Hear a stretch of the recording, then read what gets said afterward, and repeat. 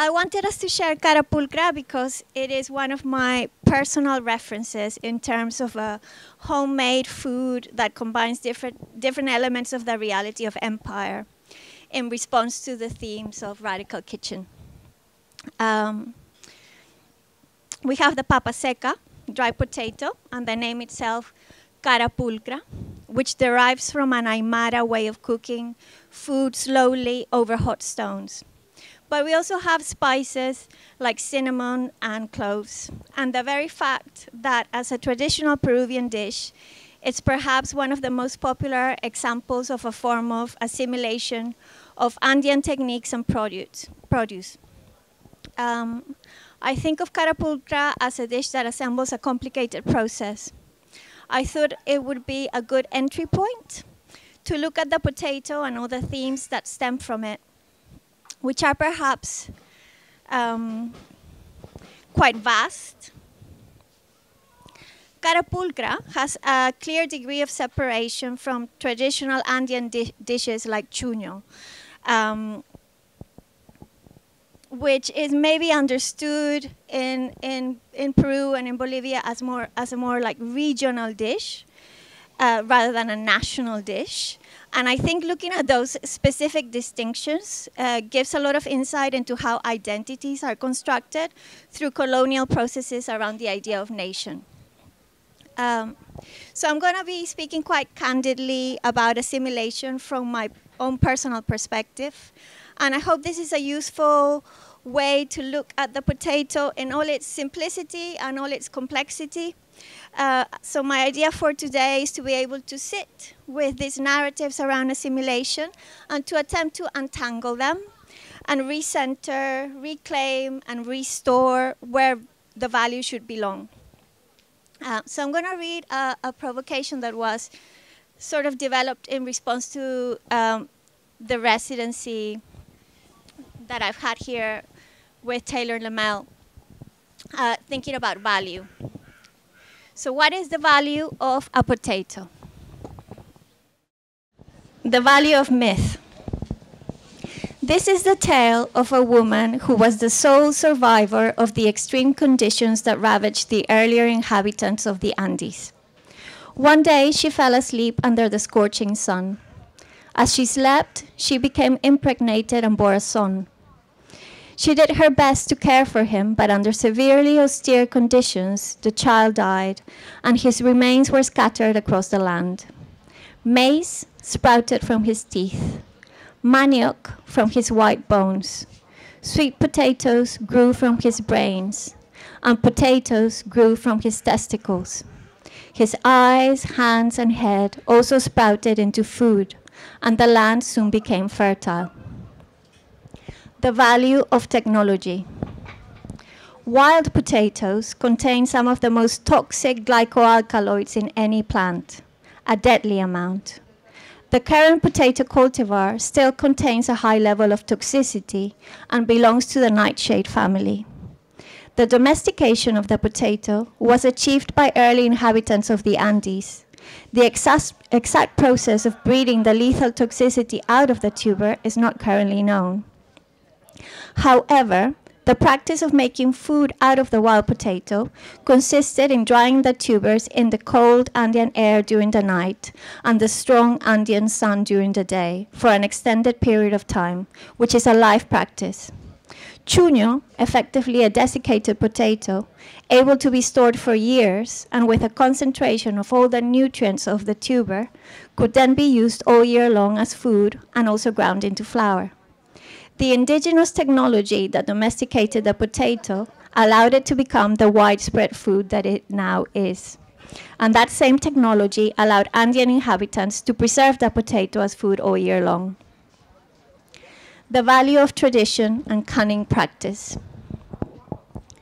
The potato is known in some portions of the Andes as mama hata, mother seed or mother of growth in Aymara. Planting and harvesting are moments of communion with Pachamama, of collaboration. Words are spoken to the earth. Food, chicha, and coca leaf are shared with the soil, as the soil will later share its fruits with the people. In Quechua mythology, the god Watiakuri is a sort of personification of the potato.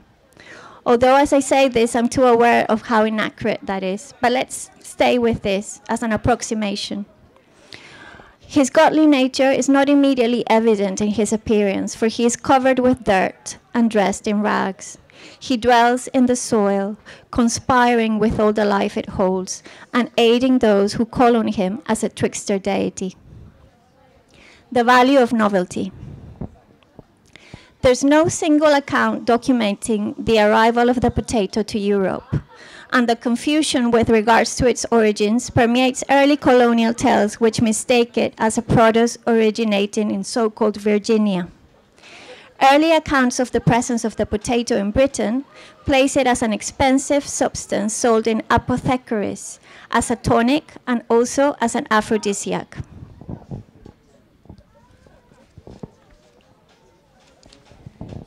The value of assimilation. Upon my first visit to Ireland, I was offered a red packet of Irish crisps called Tato. The preamble of this offering acknowledged it as a fine spud-based product, Ireland's gift to the world. I laughed, thinking it was a joke, and as my laughter was met with some surprised offense, the young woman that had offered me the crisps turned red in the face as I explained where the potato came from. The whole anecdote has stayed with me for years and speaks volumes of hidden colonial histories, and also about the unique power of the potato to apparently seamlessly assimilate into regional diets all over the world and become part of the land, the diet, and the identities expressed through global culinary costumes. The value of medicine. Potato water, made from boiling the peels of potatoes, is drunk as a kidney cleanser that can help dilute kidney stones and make them pass easier. Potato slices placed on the forehead can help alleviate a headache. When placed over the eyes, they can help bring puffiness down.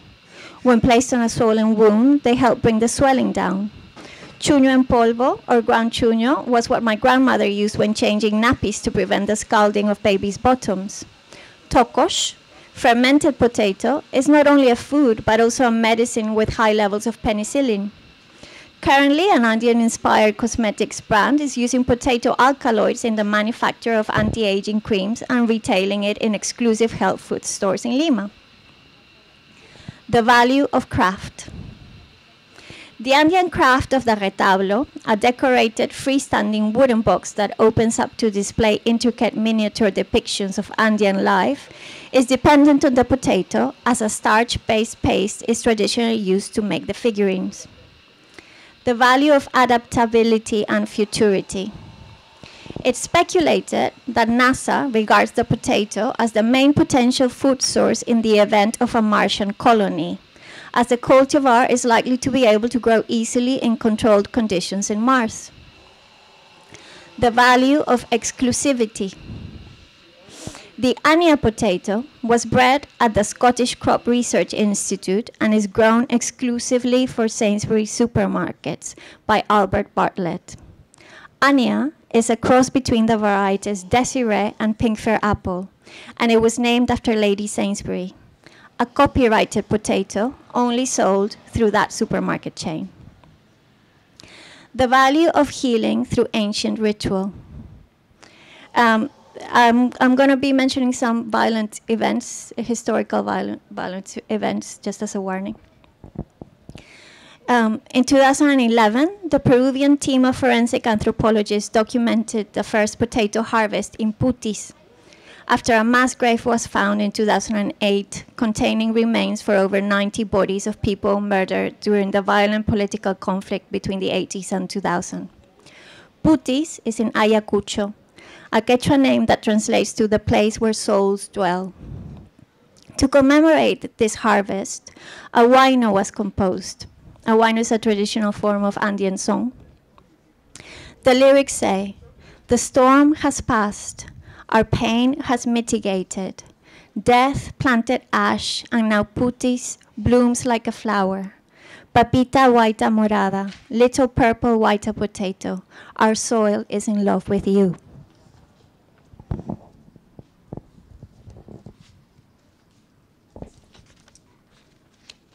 The project was called Paradero Esperanza, and it also created a native potato seed bank as to reclaim the value of the native Andean potato in terms of heritage, but also for its sought-after commercial value, hoping that the community of potato growers in Putis will benefit financially from commercializing heritage varieties of potato.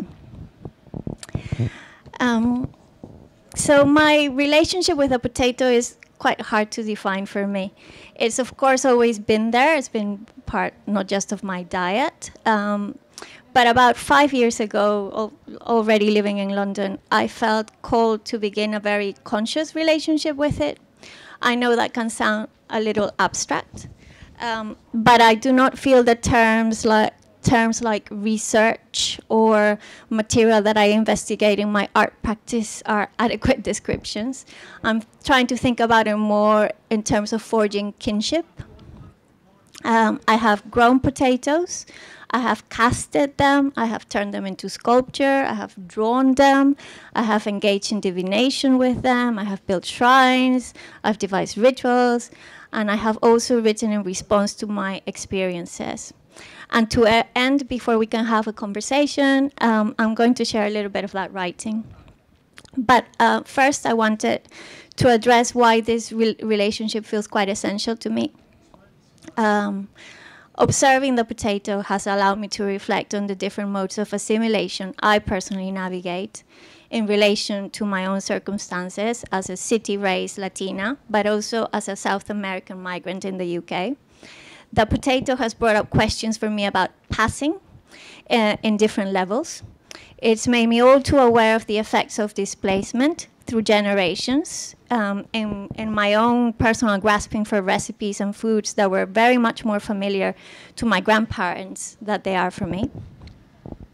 So understanding the potato as part of the ecology and the worldview where it stems from has also shaped my relationship to produce in general. So it's a template in general to relate to everything. Looking at the overall arching narratives of assimilation that have been active for centuries is also a good tool to spot these narratives now. I felt very provoked when in the last year I saw the slogan, "Potatoes are immigrants," used in anti-Brexit campaigns. And I wish to call for awareness and discernment about the implications of facile slogans. Are you advocating for migrants' rights, or are you implying that migrants have to assimilate in a seemingly benign way?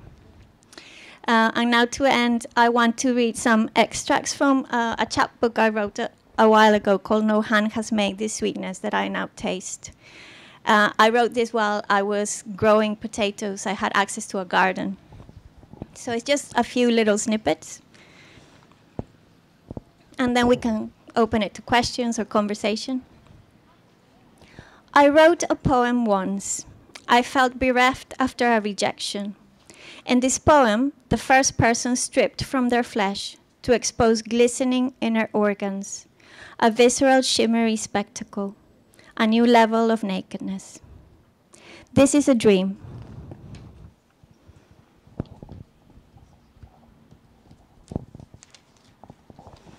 I had a deep, primal pain. It was not intense. It was a dull, old pain, like an imprint, like an engraving. I had to do something about it, to get rid of it. I reached into my chest and tore it out. It was throbbing in my hand, a shriveled, dry tuber. That was the pain. It pulsated the pain. I buried it behind my house, and it grew. That was the dream. I often think about Agnes Varda's The Gleaners and I, which is a beautiful film on collecting that which is left over or left behind. Discarded heart-shaped potatoes are left by the industrial harvesters in France to rot, unfit for commercial purposes, left scattered on the soil. And it's mostly women who go and collect them. Dry, shriveled, heart-shaped tubers feeding on their own flesh to make themselves grow is a motif of the film. They become more. They shrivel themselves to become plant, to make more of themselves. They shrink and shrivel to make more of themselves. This is what Varda shows us in her attempt to filter or to grasp something that seems vast yet quite concrete. I could bring myself to say sometimes metaphor is all that is attainable. I called it the harvest and invited friends over to watch me dig up the potatoes I had grown behind my house. I accepted no help. I dug and gathered more and more potatoes as I tore the dry plants from the earth. I had prepared a layered dish in honor of the harvest. It was my take on a traditional cold potato dish, mashed yellow potatoes with lime juice and yellow ají sauce layered with fresh vegetables. They said it looked like a cake, an earthy cake. We ate it, and I mentioned the name of the dish was causa. Right now is the cause of our celebration, a friend said. It was a matter of confused identity. I could see she was embarrassed by her mistake. I assure you the potato is not Irish, I had said, and then I felt bad. Of course it's Irish, and Polish, and Romanian, because it is of the soil.